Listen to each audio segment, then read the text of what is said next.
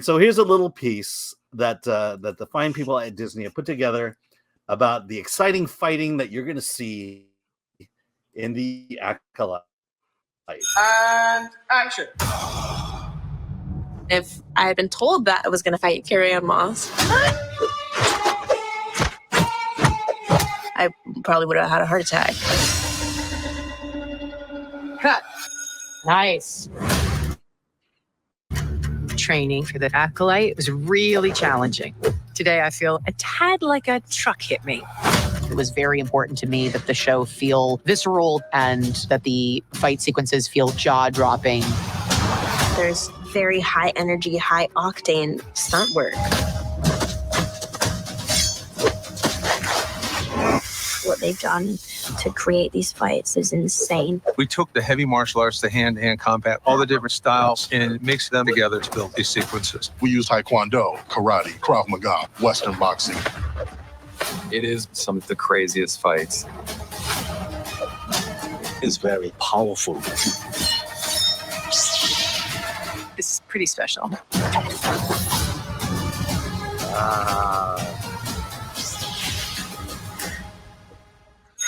Whoops. I mean, can you feel it? Can you feel it? This is so embarrassing. I love that they did Taekwondo and karate to make Force Fu. Thank you very much for culturally appropriating and getting it wrong. Folks, I have to bug out. I have a conference call I have to go to. Okay. Thank you, do you want to plug anything? Or, no, just keep on the lookout for anything for you? middle of producing our audio drama, True Noir, the assassination of Anton Cermak, with an all-star cast I'm very excited about. So we'll be crowdfunding it at the end of June, beginning of July, but it'll already be finished being made by then. Awesome. So nice. Right, good to see you, but, man. Thanks, Robert. Yeah, this is a lot of fun. Great conversation. I love coming here. These are great conversations. Thank you so much for having me, everybody, all of you. See you, Rob. Absolutely. Beautiful See you, people. Rob. And now I don't know. Maybe you should get another white guy in here. I don't know.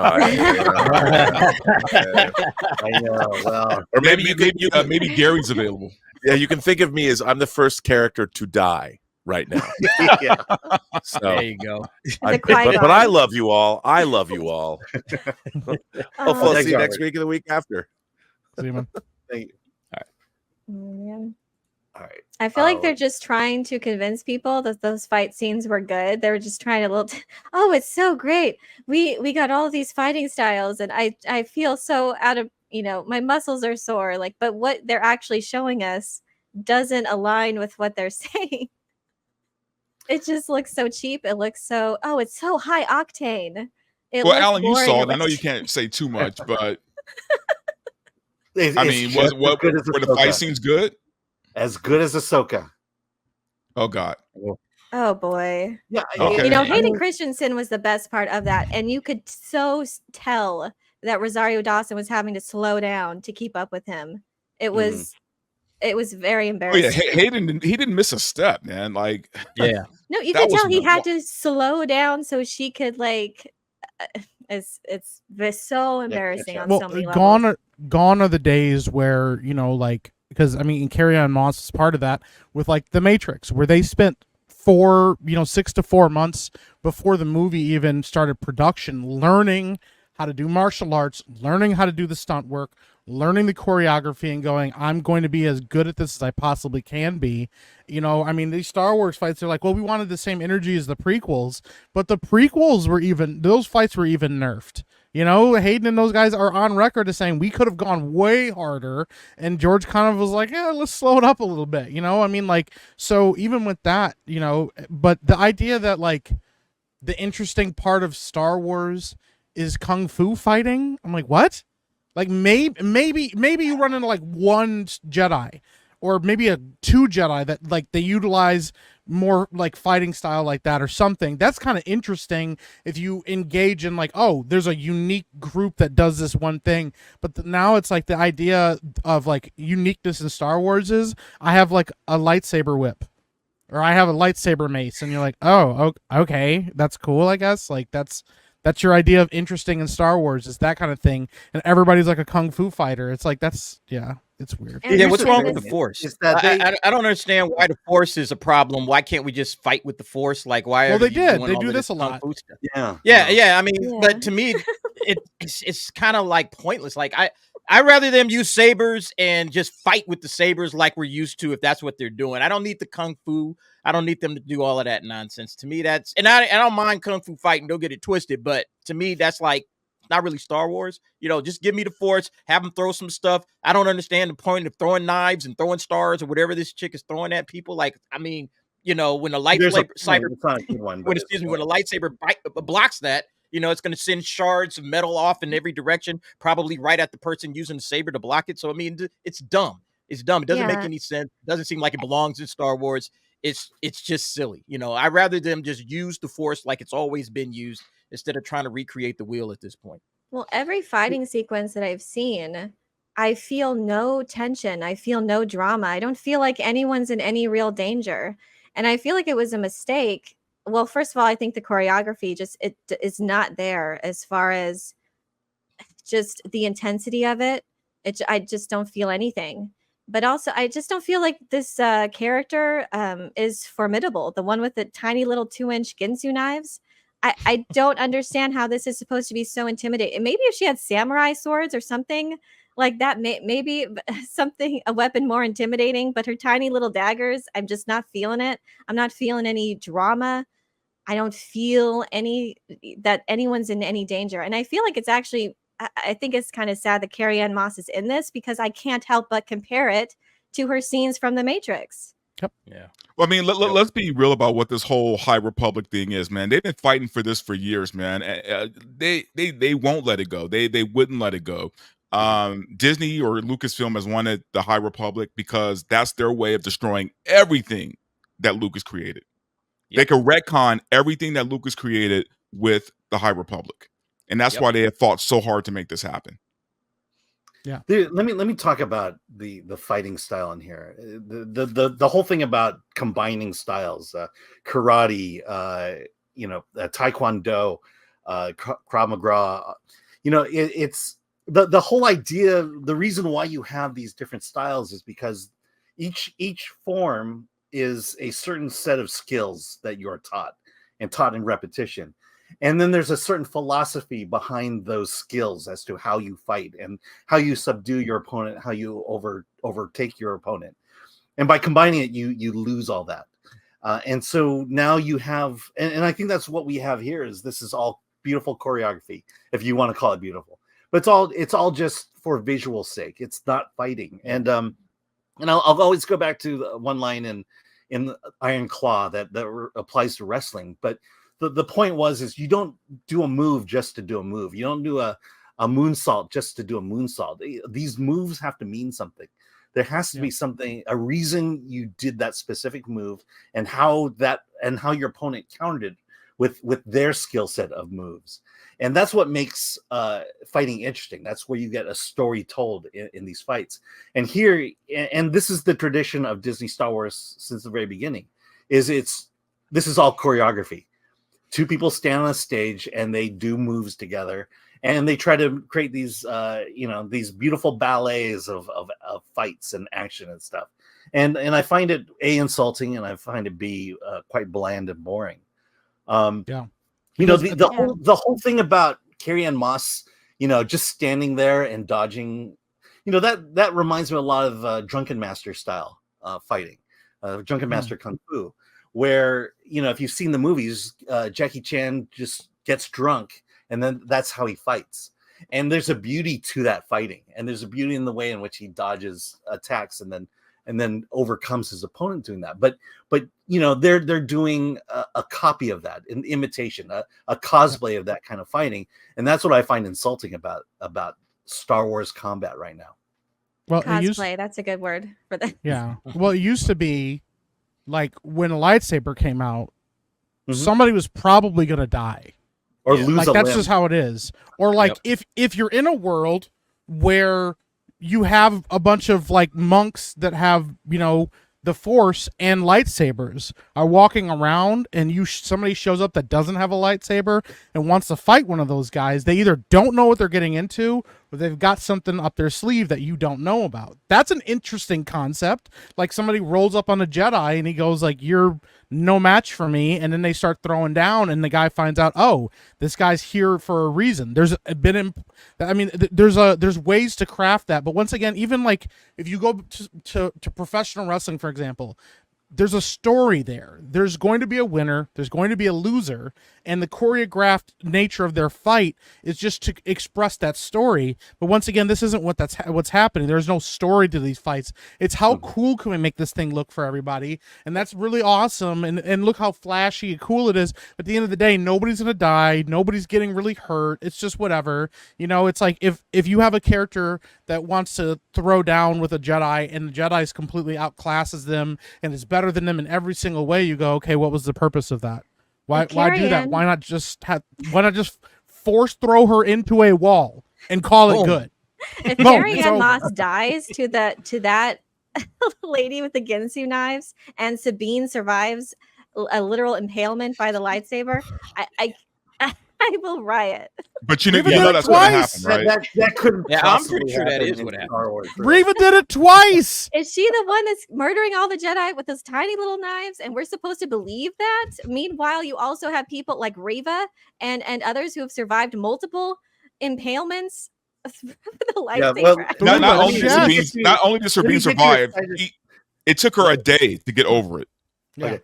So let me get you excited about the Acolyte. That sequence between Indira, Carrie-Anne Moss, and May, it's right up front, and it's over by the first 7 minutes of the show, and you will be emotionally overwhelmed by the outcome, and not in the right way. Oh gosh, I'll leave it there. You're in for it. But yeah, like you said, it's using the combat as a means of telling a story is something that's out. It's just flashy. Let's make it look good. Let's make it look cool. And that's all they know, because these are not talented writers that understand how to write a story, how to craft a narrative, and every piece of the narrative means something. They just want to make things look good. Like one of the things that came out of all of the before we got to this point of the Acolyte was that, we want to outdo the Duel of the Fates. Like that was a mission of theirs, is to outdo the Duel of the Fates. And I'm like, why is this even on your radar? Like, tell a good story and focus on that. Outduel the Duel of the Fates in like season 2 or 3 after you solidified that you know how to tell a story in the Star Wars universe. But right off the bat, that's what they're interested in. And what they don't understand about the Duel, what they don't understand about Duel of the Fates is that we were invested in Anakin and Obi-Wan. Right. So even if they copy Duel of the Fates, we don't care about these characters. No. Yeah. So what does it matter? So who cares? Right. Exactly. It's like establish your own thing. The thing is, like, nope. Anybody that saw Phantom Menace, like, yeah, we had watched these Jedi do their thing. They had teased Darth Maul real quickly for like a moment. You know this guy's coming after them. When them doors open and he pulls that lightsaber out and the first light ignites, you're like, all right, it's going down. And he's like, no, I got enough for the both of you. You're like, okay, never mind. It's really good. Like that, there was unprecedented. We had never seen anything like that again, because it was an interesting concept. But nowadays, once again, the idea that they walked away with was like, well, the more interesting a lightsaber is, the more interesting the fight is. No, it's not about that. It's about what is the purpose behind this. And the idea, the concept of somebody picking off Jedi and going, how are we not noticing? What is going on that we're not seeing this? That people are getting murdered, people are dropping these really powerful Jedi, and we can't seem to stop it, is an interesting concept on paper. But that's not what we're going to get. We know that, because they also don't want to leave anything unexplained. There's no mystery left to anything. And that was part of the beauties of Star Wars, is that the Force was very mysterious. Even when Yoda explains it, he's like, there's not really a way to it's in all of us and it's around us.